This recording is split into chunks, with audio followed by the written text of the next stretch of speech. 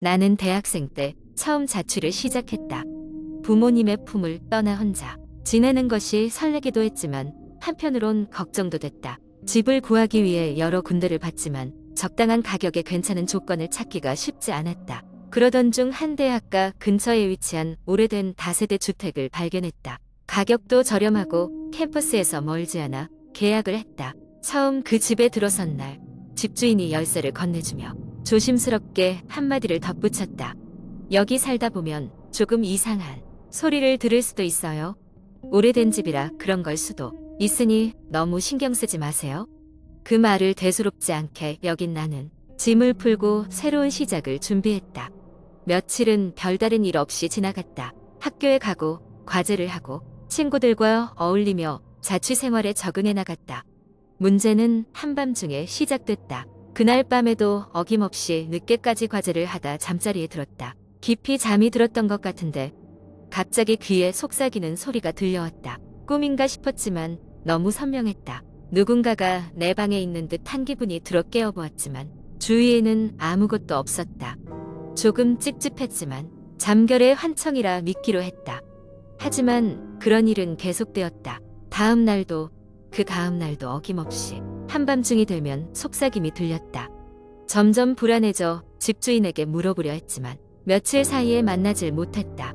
결국 나는 우선 헤드셋을 끼고 음악을 들으며 잠들기로 했다. 그렇게 며칠 동안은 괜찮았다. 그러나 어느 날 밤 음악을 듣던 중에도 그 소리가 들려왔다. 음악을 덮을 정도로 선명하게 들리는 그 소리에 겁이 났다. 무서워진 나는 다시 집주인을 찾아갔다.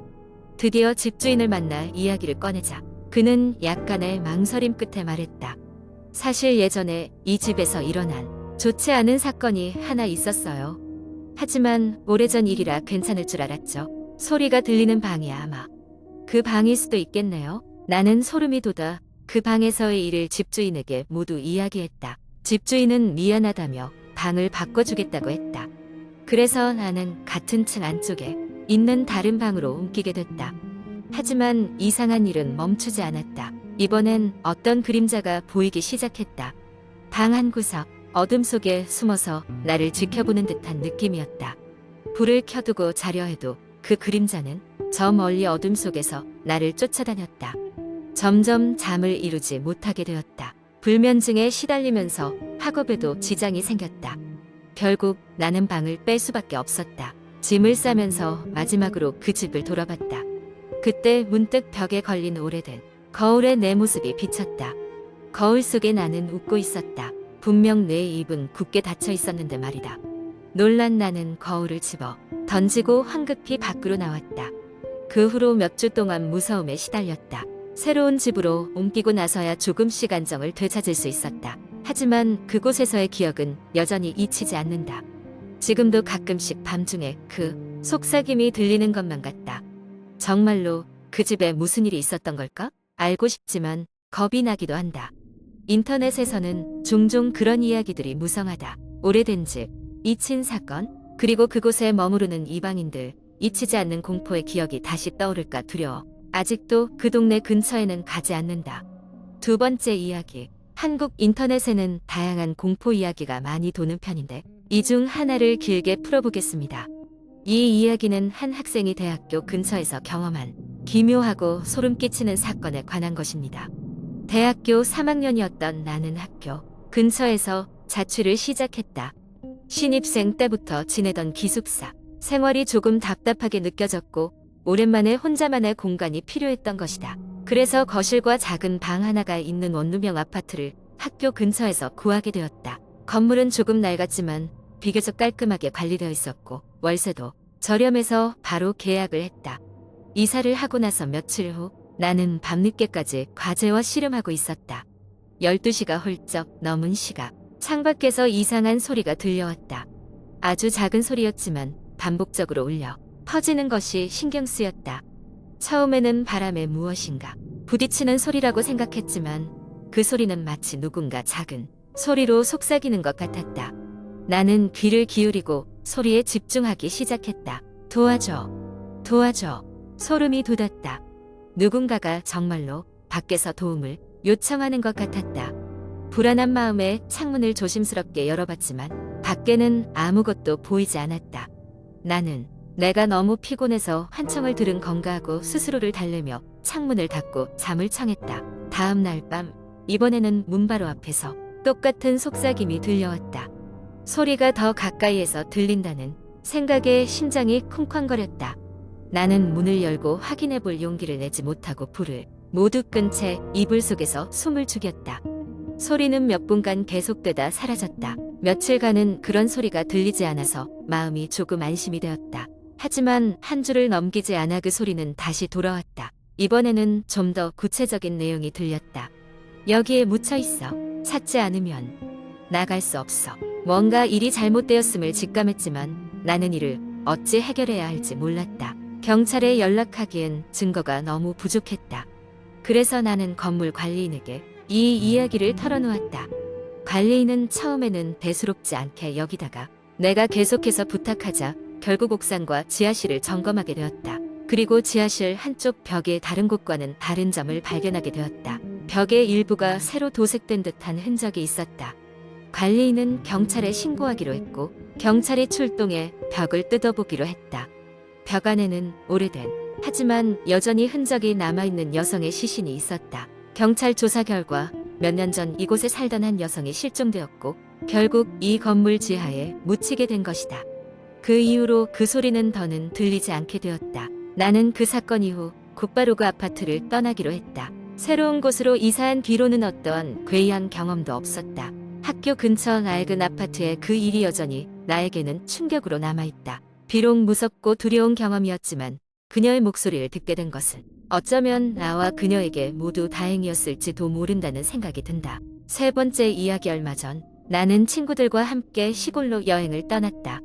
도심의 소음과 빠르게 돌아가는 일상을 잠시 잊고 자연 속에서 편안한 시간을 보내고 싶었기 때문이다. 우리가 향한 곳은 오래된 작은 마을의 외딴 집이었다. 이곳은 예전부터 심령 현상이 자주 목격된다는 소문이 돌아 호기심 많은 우리를 더욱 자극했다. 그 집에 도착했을 때 해는 이미 산 너머로 저물어 있었고 주위는 깜깜한 어둠으로 덮여 있었다. 집은 낡았지만 여전히 어떤 매력을 풍기고 있었다. 나무로 지어진 2층 집으로 외벽은 세월의 흔적을 고스란히 간직하고 있었다. 마을 주민의 말에 따르면 이 집에는 오래전 비극적인 사건이 있었다고 했다. 집주인은 원인을 알 수 없는 병으로 갑자기 세상을 떠났고 그 후로 그 가족들도 차례로 자취를 감췄다고 했다. 우리는 가지고 온 바비큐 도구로 저녁을 해먹었고 가벼운 술잔과 함께 분위기는 점점 달아올랐다. 어둠이 짙어질수록 이야기의 주제는 자연스럽게 집에 얽힌 소문들로 이어졌다. 한 친구가 말했다. 혹시 알아? 여기에 예전에 누군가 살고 있었다고 하던데 그 사람은 자꾸 이상한 소리를 들었다더라. 그게 결국 미쳐버리게 만들었다지? 우리는 모두 그런 소문을 가십거리로 넘기며 웃어 넘겼지만 내심 조금은 불안한 마음을 감출 수 없었다. 밤이 깊어짐에 따라 우리는 자리에 들기로 했다. 나는 작은 방을 혼자서 쓰기로 했고 짐을 간단히 정리한 후 침대에 몸을 맡겼다. 그런데 한밤중에 문득 잠에서 깨어났다. 선명하지 않은 소리가 어디선가 들려왔다.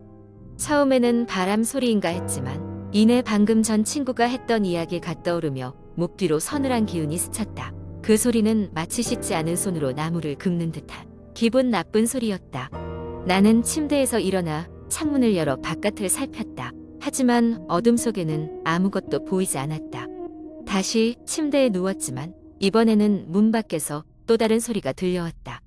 분명히 누군가의 발자국 소리였다. 나만 이런 경험을 하는 게 아닐 거라 생각한 나는 친구들이 있는 방으로 가보았다. 하지만 그들은 이미 깊이 잠들어 있고 방 안은 적막했다. 발자국 소리는 점점 가까워져 내 방으로 다가오는 듯했다. 나는 것이나 싶어 조심스레 문을 열어보았다. 아무도 없었다. 전등을 켠 채 한참을 문 앞에 서 있었지만 그 소리는 사라졌다.